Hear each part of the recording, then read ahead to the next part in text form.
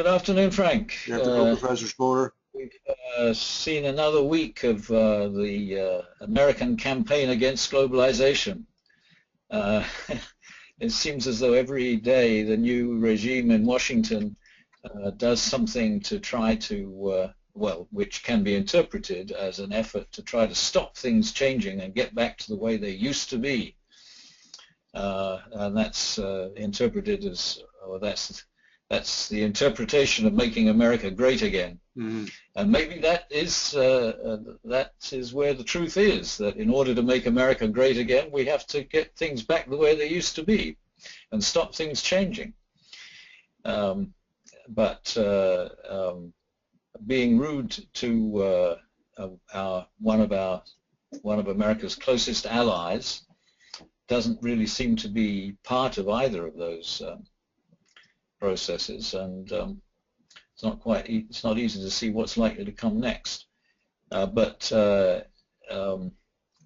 everything that is being done, it seems to me, by the new regime is against change and trying to keep America in control, not trying to set America up to deal with change. So it's going to be interesting to see how this develops, because I think there's every day there's a little bit more opposition emerges in Washington and in other places to what the new group in the White House are trying to do. Well, surely, if I may interject, throughout history, there have been instances of city-states or countries or kingdoms that have tried to wall themselves off from outsiders, from cultural and social and commercial interactions, or have these interactions only on their own terms in order to preserve their status quo. And those experiments are always doomed to failure. It's like standing in front of a tidal wave. I mean, eventually it's going to break. And go ahead. Go ahead. Finish what you were saying. Well, I think that what we're beginning to see now. I mean, today is only the 13th day of the administration. That's hard to believe. They've been in office for less than 340 hours, and already throughout the world there are demonstrations, there's outrage, there's ire, there's a whole host of negative feeling about the administration, about America, and about the president as to what they're trying to do. And I can't help believe that after only 340 hours, and we're at this stage, what's this going to be like after a year? I think the backlash is something that is going to work in favor of a recognition that globalization is inevitable, that globalization is positive, and globalization is something that the majority of the country, if not the world, is looking to have continue and increase.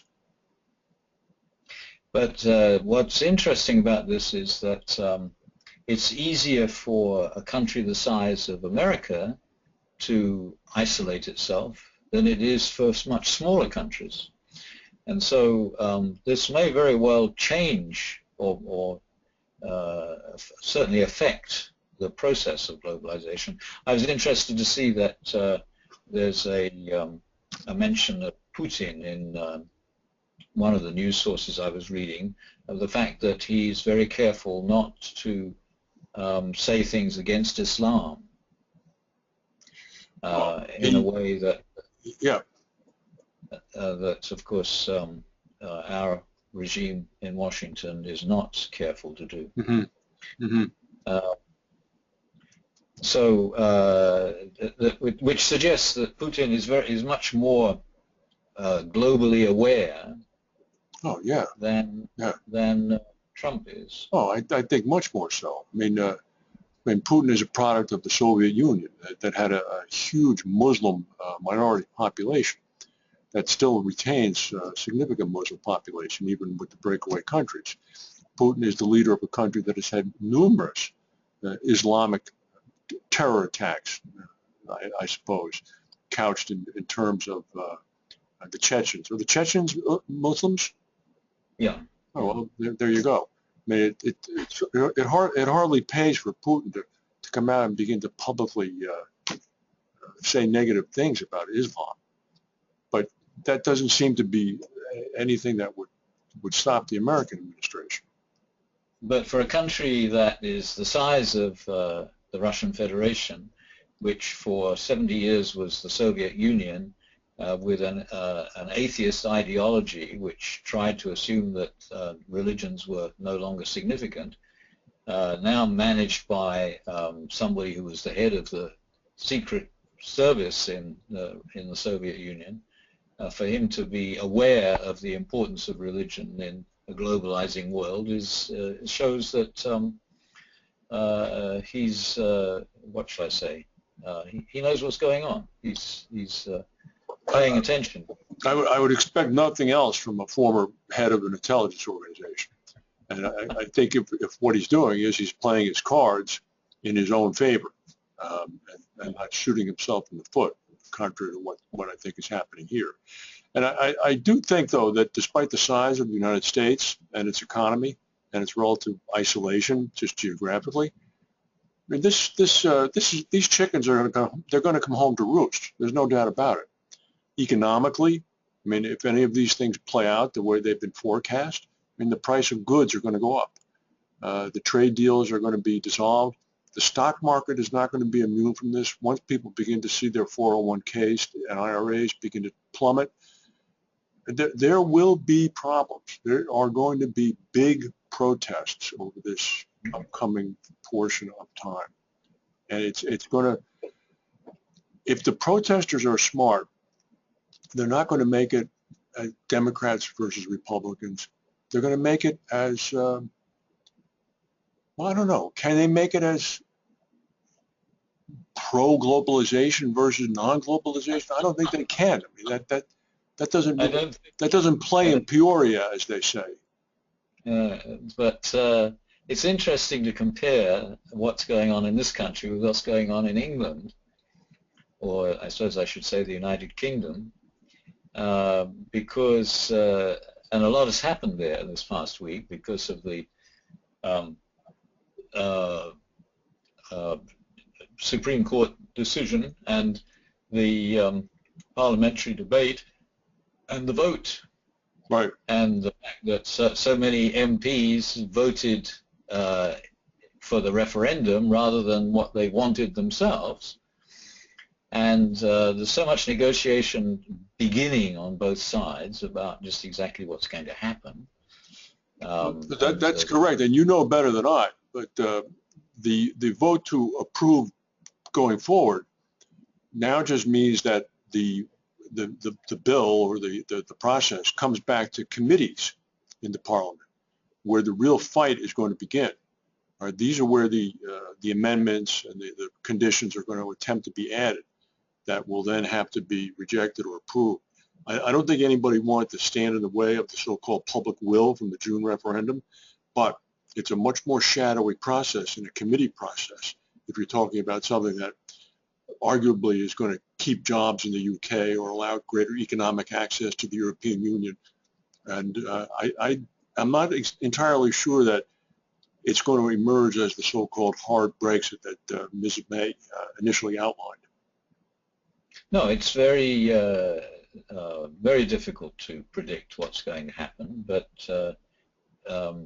I think that it's going to be discussed in the media all the time, and it will be a very interesting way to take the temperature on just exactly what's going on, because after all, if the United Kingdom can get out of Europe without ruining itself, then it's going to affect the way globalization is working. And up until now, there's been a what should I say?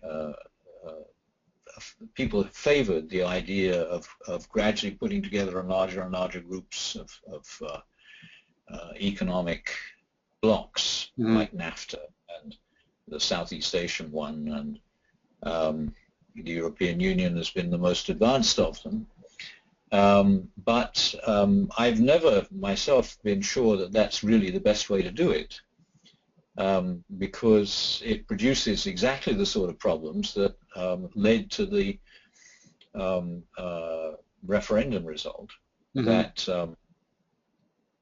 the countries lose their ability to manage things that affect them particularly, as distinct from what affects the whole group. And I think that for the process of globalization to work smoothly, each country has to manage its own affairs as it moves closer to everybody else. And England may have the opportunity to do that and demonstrate it. I think you're going to be arguing with Scotland and Wales and Ireland, Northern Ireland and the Republic at the same time. I think you may be correct. All right, and I don't mean to say this and have Jean Monnet roll in his grave, but what may have happened in Europe, dating back to the European Coal and Steel Pact in 1956, what may have happened in Europe might have been an anomaly. It may have been something that sprung from the ashes of the Second World War. Absolutely. And it in another time might not have happened. And you get to the point where you have 26 countries willingly cede a significant portion of their sovereignty to this supranational group. Because I haven't seen it happen anywhere else. So no, well, it was the heritage not only of the Second World War, but of the relationship between France and Germany that goes back into the middle of the 19th century, the 1870s, when there was that terrible war between France and Germany. Well, if you want to invoke Walter McDougall from the University of Pennsylvania, he traces it all the way back to Charlemagne, who he believes is the first actual principal founder intellectually of the EU. Yeah. Well, certainly that's possible, and in fact, I mean, you can trace it back to the fall of the Roman Empire, for that matter. But your point is well taken. And a large supranational group like that's being buttressed on both sides by globalization from within and globalization coming from without doesn't really stand a chance. However, the really big changes that happened between the fall of the Roman Empire and the present, the biggest changes were the results not of people deciding to do things, but the result of outbreaks of plague. First in the 6th century, when there was an outbreak of plague in Egypt that spread into the Roman Empire and into the Persian Empire and made it possible for the Arabs to spread Islam, and led to the development of Islamic civilization, which changed the world. And then, of course, in the 14th century, with the big outbreak that we know much more about, which made possible the Reformation and everything that's happened since then. So, and since one of the big risks of globalization, the big problems that we have to try to do something about, is the threat of outbreaks of some form of disease that can't be controlled. And it's always possible that something like that is going to happen, like Ebola, for example. Oh, yes. Which will change the whole political process. Yeah. Well, that would like a pessimistic way to end our talk today, but that would certainly be the proverbial monkey wrench. Yes. All right, Professor Spoder. On that note, the next time I see that Dustin Hoffman movie, Contagion, which was on last night, actually, really? I'll think of this. All right. Okay. I'll see you next week. Thank you. All right. Bye.